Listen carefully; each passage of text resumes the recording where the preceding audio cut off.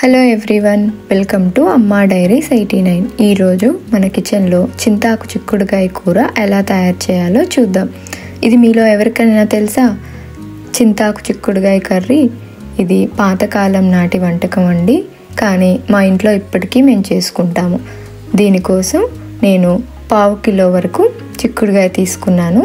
మరీ లేత చిక్కుడుకాయలు కాకుండా, అలా అని ముదురువి కాకుండా వాటి ఈనెలు తీసి వలుచుకోవాలి. ఆ తర్వాత పాన్ పెట్టుకొని అందులో ఈ వాష్ చేసిన చిక్కుడుకాయలు యాడ్ చేసి, తర్వాత 4 to 5 స్పూన్స్ వరకు చింతాకు, ఎండపెట్టిన చింతాకు పొడి. ఇది చింతాకు పొడిని మిక్సీకి వేసేటప్పుడు ఇందులో ఎండుమిరపకాయలు, మన కారంకి తగ్గట్టుగా ఎండుమిరపకాయలు కూడా యాడ్ చేసి మిక్సీకి వేసుకోవాలి. నెక్స్ట్ టైం ఎప్పుడైనా చూపిస్తాను దీని ప్రాసెస్ కూడా.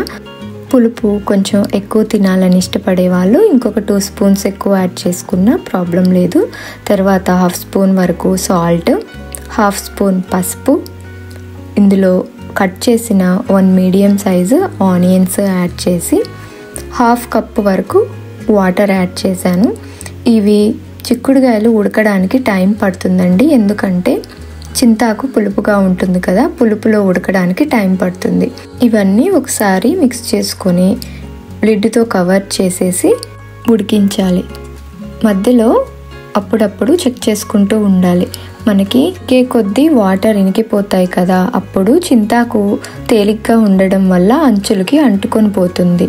దాన్ని మధ్యలోకి అనుకుంటూ కలుపుకుంటూ ఇలా 2 టైమ్స్ చెక్ చేసుకోవాలి. చెక్ చేసుకున్న తర్వాత మళ్ళీ లిడ్తో కవర్ చేసి కుక్ చేసుకోవాలి.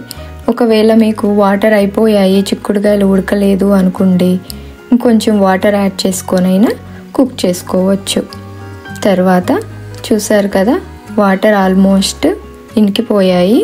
ఈ స్టేజ్లో మనము ఒకసారి చిక్కుడుకాయ ఉడికిందా లేదా అని చెక్ చేసుకుందాము. చూసారు కదా, చిక్కుడుకాయ అయితే ఉడికిపోయింది. ఇంకా వాటర్ కూడా ఏమీ అవసరం లేదు. ఈ వాటర్ని మూత తీసేసి ఇనికే వరకు ఉడికించుకుందాం. మీరు ఎక్కువ వాటర్ యాడ్ చేయకండి. ఎక్కువ వాటర్ యాడ్ చేస్తే ఉంచేయాల్సి వస్తుంది, అప్పుడు చింతాకు పులుపు అంతా పోతుంది.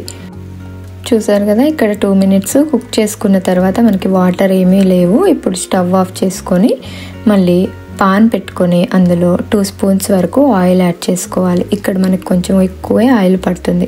తర్వాత ఆవాలు, పచ్చిశనగపప్పు, మినప్పప్పు, జీలకర్ర యాడ్ చేసుకోవాలి. అదే అండి, తాలింపు గింజలు యాడ్ చేసుకొని వేయించుకోవాలి. తాలింపు గింజలు మనకి బాగా వేగిన తర్వాత ఇందులో 5 to 6 వెల్లుల్లిపాయలు, అలాగే కొంచెం కరివేపాకు, 2-3 ఎండుమిరపకాయలు యాడ్ చేసుకొని ఫ్రై చేసుకోవాలి. ఇందులో మనం ఇంకా ఇక్కడ ఆనియన్స్ ఏమీ యాడ్ చేయమండి, ఆల్రెడీ ఆనియన్స్ ఉడికించాం కాబట్టి.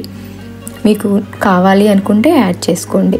తర్వాత ఉడికించి పెట్టుకున్న చిక్కుడుకాయ చింతాకుని యాడ్ చేసుకొని ఒక 5 మినిట్స్ కుక్ చేయాలి. ఎందుకంటే అందులో ఏమన్నా తేమ ఉంటే ఆ తేమతో కుక్ అయిపోతుంది బాగా.